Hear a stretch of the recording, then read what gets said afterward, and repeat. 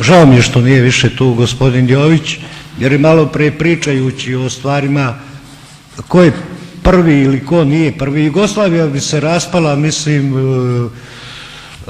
i da nije bilo toga čina, ali sećam se jako dobro 17. ili 18. marta, možda se gospodin Stojadinović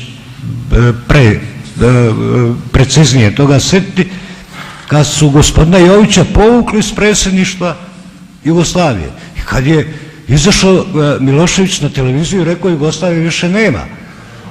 To je bio, da, dao je ostavku, ali ja sam gledao u Kninu gdje smo strepeli šta će se dogoditi u tom trenutku kad on govori da Jugoslavije više nema.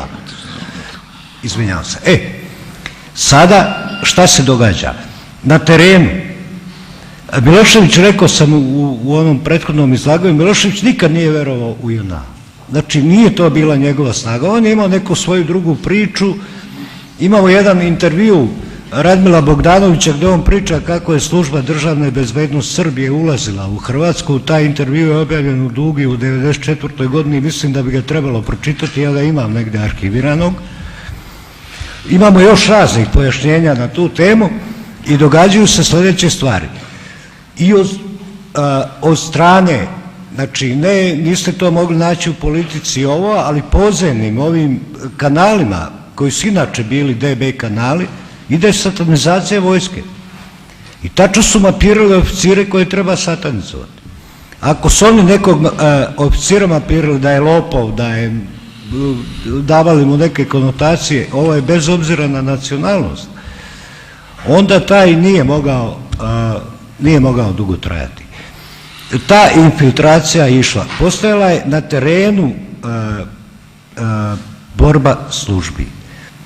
Onda imamo jednu drugu okolnost gdje se višepartijski sistem, vojska umjesto da ostaje u tom trenutku u tom smislu partijskom neutralna, ona osniva svoju partiju SK Pokret za Jugoslaviju, koja je odigrala ne samo katastrofalno neuspešnu, nego koja je napravila jednu stvar o kojoj se ne priča. Ona je naoružavala, ta partija je naoružavala ljude po Krajini.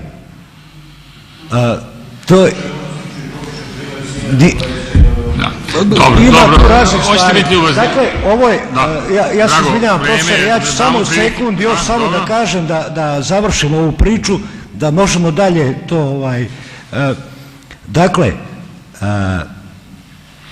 JNA nije mogla tu ništa uraditi osim toga da njen vrh ili njeno vodstvo kaže mi više ne možemo napraviti ovaj posao. Poslije su sve posljedice.